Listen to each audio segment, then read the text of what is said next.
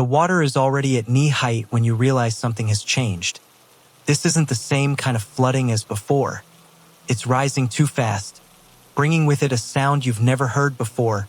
It's a low, continuous rumble, like it's coming from beneath the street itself. And with it come things that shouldn't be there. Furniture from nearby houses, thick branches, a bicycle helmet drifting slowly past the window. You push against the front door to look outside.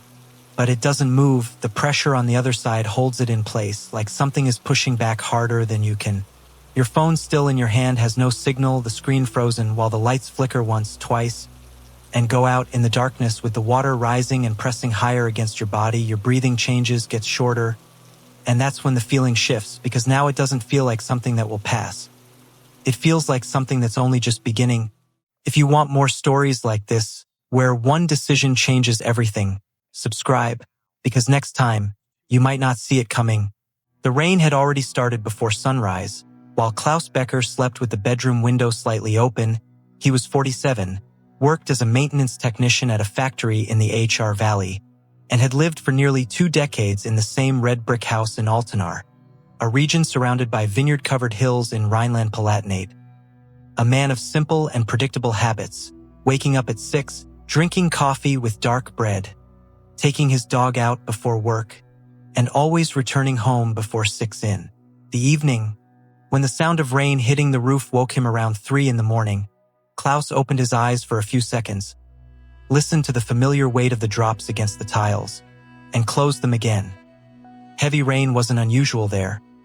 The HR Valley had a well-known history of intense rainfall, and people lived with it the same way they lived with cold or heat. Part of life, not a threat. By morning, the smell of fresh coffee mixed with the scent of wet soil drifting in through the kitchen window. Klaus looked outside and saw the street slightly flooded, thin streams of water running along the asphalt toward the center of the neighborhood. Nothing alarming. The sidewalk was still dry on the higher side near the neighbor's wall, and the houses around him looked calm. He checked the weather app. Continuous rain throughout the day, with possible accumulation. For a moment, he thought about calling work. Maybe it would be safer to stay home.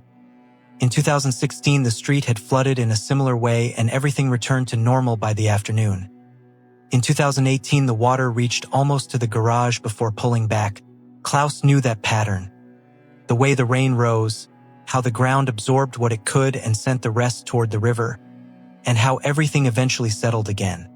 So he decided to stay. It made sense. It felt safe.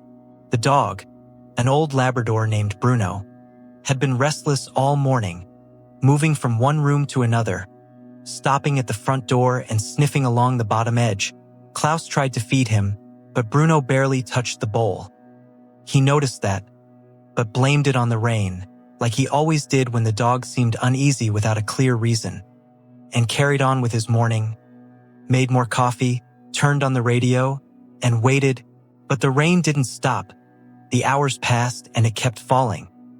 The radio continued its normal programming, occasionally interrupted by warnings about partially blocked roads and recommendations for residents in lower areas. Klaus listened, looked outside, saw the water had risen a little more, still not reaching the sidewalk. Nothing that truly worried him. He turned off the radio, picked up a book and sat in the living room, while outside the sky remained closed, and the HR River, just a few meters away, began quietly to change in a way Klaus still couldn't see. The first real sign came around noon, when Klaus noticed the water had crossed the sidewalk and reached the 3 steps leading up to the house. He stood by the window for a few seconds, watching with the attention of someone who had seen this before. But this time something was off. The water wasn't just building up, it was moving, flowing at a speed that didn't make sense for a narrow residential street. He walked to the front door and opened it. The air that came in was damp and heavy, filled with the smell of soil, and something else, something organic, dense, like river mud. The street had disappeared under a layer of brown water stretching from one side to the other, small whirlpools spinning around the drains. The house across from his was at the same level, and through the lit window the neighbors stood still, watching, not moving. Klaus shut the door, went to the bathroom, turned on the faucet to check the pressure. It was low, then went down to the basement. The floor was no longer dry, moisture creeping in slowly. When he came back to the living room, Bruno was barking toward the door, his fur raised along his back. Klaus looked outside again and saw that in the last 20 minutes the water had risen a few more centimeters, now touching the first step. He grabbed his phone and tried to call a friend who lived higher up the hill. The call dropped before it connected. He tried again. Same result. The signal flickered. 1 bar. At that point, something inside him began to shift. Not fear yet, but no longer calm. He went to the kitchen and started moving the boxes from the pantry floor to higher shelves. An automatic motion. Almost mechanical. The kind of thing the hands do while the mind is still trying to understand. At the same time, he was calculating. How long until nightfall? How much higher it could rise when the rain usually slowed down this time of year? The problem was that all those answers came from the past, from other storms, other floods that followed some kind of pattern. What was happening that day in Altenar didn't follow any of that. It was too much water, in too little time, in a place that couldn't handle it. But Klaus didn't know that, and what we don't understand, we're slow to fear. When the water finally touched the bottom of the front door and began to seep in slowly through the gap, Klaus froze for a moment, looked at it, then at Bruno barking nonstop, then at the clock on the wall, 2 in the afternoon, and the rain hadn't slowed at all. That was the moment for the first time that day. The thought became clear. Maybe he had made a mistake by staying. The water entered the house with a calm that was almost more unsettling than if it had come in with force. It slid across the wooden floor in a thin, silent layer, dark and cold, moving around the legs of the furniture as if it already knew the way. Klaus stood there watching for a few seconds, then went to the hallway to grab the rubber boots he kept in the entrance cabinet, put them on, came back, and stood in the middle of the room as the water covered the stalls and kept rising. He went to the side window and tried to understand what was happening, but it was no longer a street. It was a current, brown water, filled with debris, moving far too fast, much faster than any urban flooding should, more like a river in full surge than water standing still.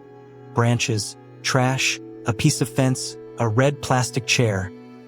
Everything rushing past, not stopping, making it clear this wasn't just building up, it was taking everything with it, with enough force to carry anything in its path. Klaus grabbed his phone and tried to access any source of information. News, social media, anything, but the signal was completely gone. The battery radio he kept in the kitchen drawer caught a transmission for a few seconds. Critical situation. Historic levels. And then, only static. He stood there holding it, listening to the noise, and something inside him finally clicked. That place we avoid recognizing until there's no way around it. The situation was serious. This was not just flooding. It was a full-scale flood. He went to the back door and tried to open it, but the pressure from the water outside created a resistance his arms could barely overcome. He pushed harder, managed to open it a few inches, and felt the water pushing inward with a force that didn't match how calm it had seemed before. He shut it again with effort and assessed. The front exit was in the same condition, possibly worse, since the main current ran through that street. Stepping outside now, on foot, meant walking straight into a current that could easily knock him down. Klaus went up the stairs with Bruno in his arms, the dog heavy and agitated, reached the upper floor with water already at his knees. From the bedroom window, he looked out over the valley, and that was when he saw, for the first time, the real scale of what was happening.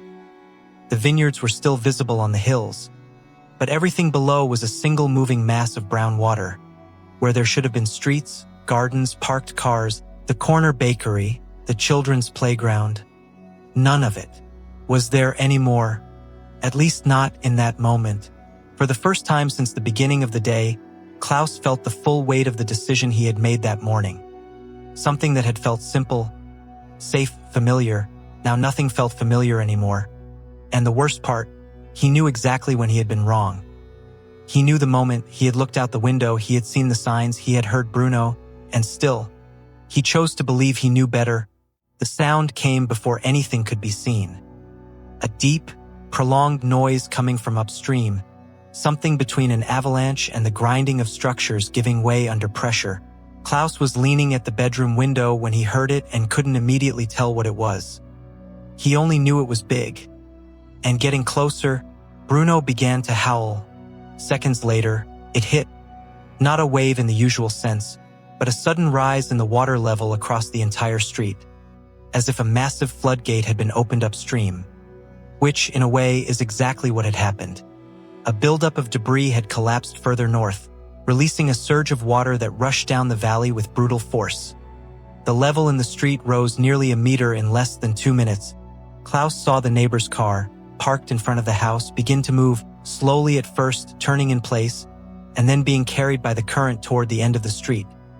The downstairs window of his own house had shattered, likely from the pressure or from debris thrown by the water, and now he could hear it entering with a different force, no longer seeping in, but forcing its way inside.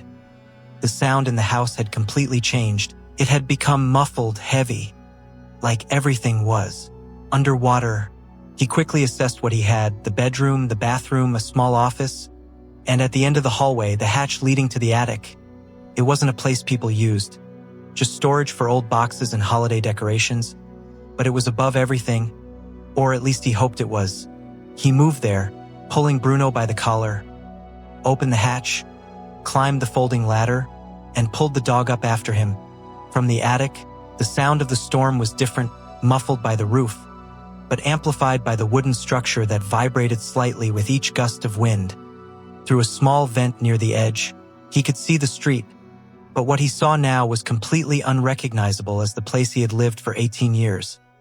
It was a fast, murky channel of water, filled with objects moving through it, some floating, others sinking, lit only by a dim gray light. A time of day that no longer felt like day or night. His phone showed 12% battery. He tried to send a message to his daughter in Cologne. "I'm in the attic. Water very high. Everything sealed." The message stayed on one check for several minutes. Sent, but not delivered. Then for a moment the signal returned 2 checks, and disappeared again. Klaus didn't know if she had received it, didn't know if anyone nearby could help, and the battery kept dropping. He sat in the attic with Bruno resting against him, listening to the sound of the water below, constant, heavy, sometimes broken by the strained creaking of the house under pressure, and waited. There was nothing else left to do, just wait, and try not to let the darkness and the noise take over the part of his mind that needed to stay calm. For when the water went down, if it went down, if there was still anything left outside beyond that current that didn't seem to end, the rain began to ease around 11 at night. But the water level took hours to drop in any noticeable way. Klaus spent the entire night in the attic, sitting on a crushed cardboard box, with Bruno curled beside him. The darkness was complete after the phone battery died, and the only reference left was the sound of the water below, slowly changing from a roar to a low murmur, and then to a wet silence, heavy, more unsettling than any noise. When the first light of morning came through the small vent, Klaus stared outside for a long time before going down. The street had lowered enough to reveal asphalt covered in mud and debris, but the houses around still showed watermarks above the ground floor windows. His car was tilted sideways against the neighbor's wall, tires exposed, windshield shattered. The garage door had been torn away, and the inside was filled with thick, dark mud. He went down the stairs carefully, one hand on the wall, testing each step before shifting his weight. The living room was unrecognizable.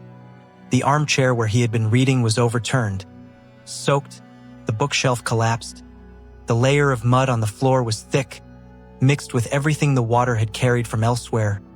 Papers, plastic, pieces of wood, a shoe that wasn't his.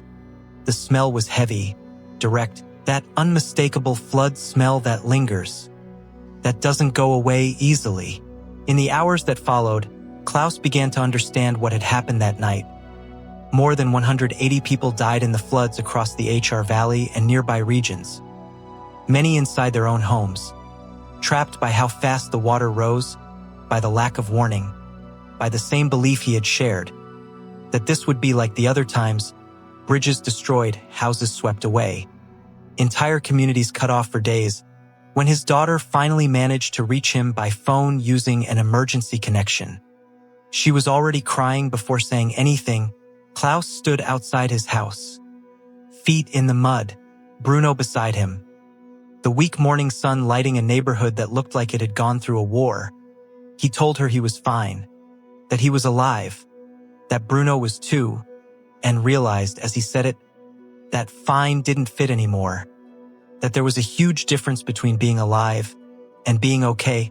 In the months that followed, Klaus rebuilt part of the house and sold the rest. He couldn't sleep downstairs anymore. Every time it rained hard, he would wake up, check the windows, the street, the water level, the wind. The HR Valley was slowly rebuilt, along with long discussions about what should or shouldn't be inhabited again, about warning systems that failed, about the thin line between experience and false security. Klaus knew that line now, knew exactly where it was, because he had crossed it at 6 a.m. on a Wednesday in July with a cup of coffee in his hand, and the quiet certainty of someone who thought he knew how far things could go.